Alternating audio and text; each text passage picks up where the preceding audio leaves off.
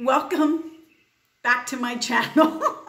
I'm Nicole Coleman, your Heyoka Empath.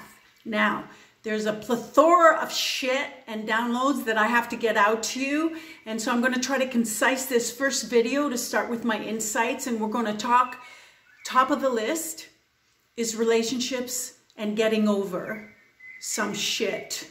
So, namely, forgiveness. Now, even the way that word sounds, forgiveness, it sounds like a drop. But that's not really what it is.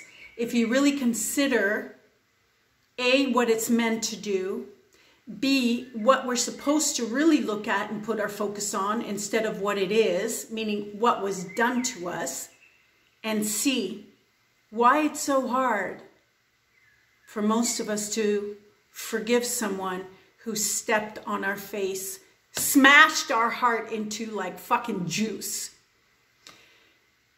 There is a man, a Japanese businessman. His name is Dr. Emoto. He's a pseudoscientist, and he actually claimed that human consciousness can affect and alter the molecular structure of water. And he demonstrated that, and I'll tell you in a minute why I'm going into this. He demonstrated that by putting 3 glasses of water in front of him and saying, "Thank you, I love you," to one of them. Dissed the other one. Heavy metal music and satanic shit and like, "You worthless crumb piece of shit water." And guess what he found out? The molecular structures, once he froze the water, was all different in each one of them. So the demonic one, that structure looked quite demonic and very monster and ragged in its shapes, and it was just hideous. The one that was dismissive was almost just as bad. It just kind of drooped in shape, and it was just not lively. But the one that he said thank you to, the one he said "I love you," that was like the most beautiful snowflake type form of shape and molecular structure that the human eye could ever see. So why am I bringing this up? Think about that. Our body is made of almost 70% pure water. So because he found out that the water was able to retain what was said to it, which means what? It means it has a memory. Water has memory. What does that mean for us?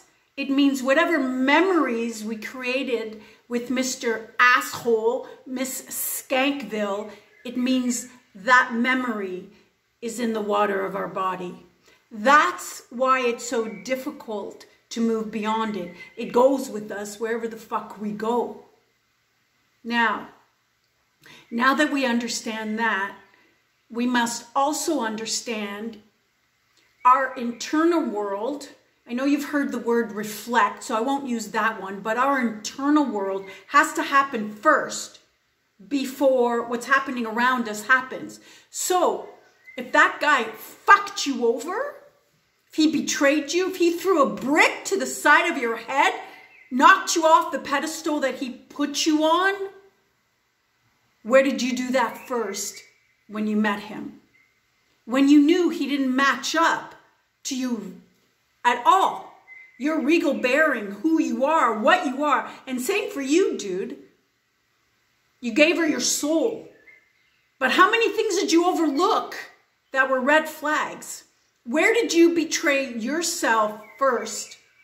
Where did you cheat yourself first? Where did you just go mute on where you were not fulfilled with this person in order to have a dream or to have a goal or to give that person a chance? Because I don't want to say you felt sorry for them, because that really puts it in a pitiful way. I want to say you just genuinely felt for how much they've gone through, but they didn't match you at all. That's where you cheated yourself. That's where you betrayed yourself. that's where you fucked yourself over. And so naturally, they had to. They had to. And it's almost like you knew maybe more than once, a couple times down the line, you had this feeling. You were like waiting for something to drop. You're waiting for them to leave. You're waiting for them to stab you. You were waiting. Why were you waiting? You were waiting not because you're paranoid. You were waiting because when you betray yourself, you know something is going to go wrong. You're kind of like looking for it. You're kind of like sensing it. You're kind of like trying to intuit it because you broke the number rule of thumb of being a human being. You turned your back on yourself. And that goes for all of you, and I'll say especially my girls, who don't understand why the guy they're with is non-committal. Think back. Think back when you met them. When you met them, were you committal, or did you just get over a heartbreak? So you just ended up playing fuck buddies with your friend who ended up being closer to you. And then over a year or two, you got serious. And now you're seeing it so obvious that they're treating you less and less and less. And they don't want to commit. It's not that anything was done intentional. It's just look at the cross of which you met them at. Look at where your life was and where their life was and who they were and what part did they play walking in. You were in like, nope, don't want anyone, don't need that headache, I'm into my career, I don't want to get hurt again. That's where you were. That was your internal world. Or you wouldn't have pulled in someone who seemed like they were perfect, but they were fucked up somewhere inside. They had committal issues. They had their whole problems and hornets and all these things that sting them up the ass, which made them a perfect fit for you, for your underlying current, though you didn't know it at the time. So, number one, accept and be very, very careful and understand you don't just build random memories with any bumfuck along the way. You just don't. And dude, you don't give your heart, which is a very precious commodity, to just anything with a vagina. You just don't. That's number one. Number two, look at where you are, clean up your dirt, do some shadow boxing, which means everything that's hurt about you, you got to get on top. You got to get on top of it. And the first way to get on top of it is to see where you were really the one that fucked things up. Not in terms of blame, just, you know what, it's so much easier to feel like we were attacked because it's harder to even think that we did it on purpose. That we actually did something, that we were not sincere with them, that we were actually deceitful to them in the beginning because they were not what we wanted. They fell so short.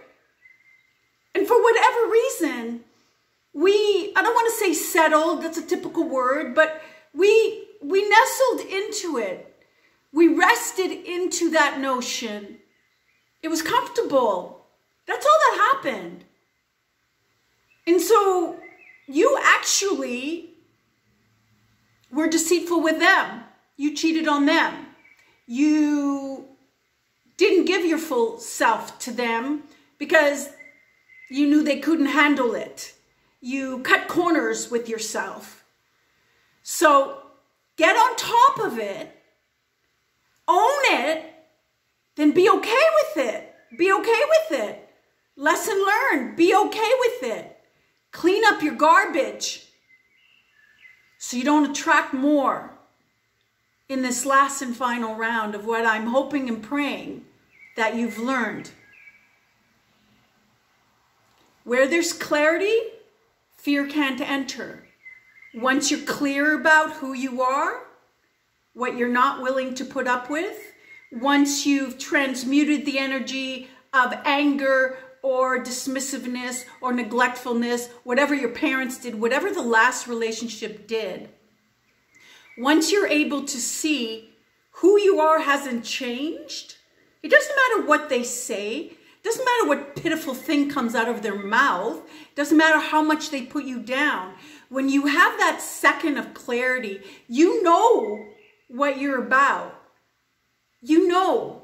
Yes, it stings. And yes, if you're being mistreated for a couple of years and you're in that loop and you've disconnected because you betrayed yourself of everything you are, you'll be lost and it'll hurt. But it won't hurt that long if you remember, because the water's inside you, remember who you are and how nothing can replace you.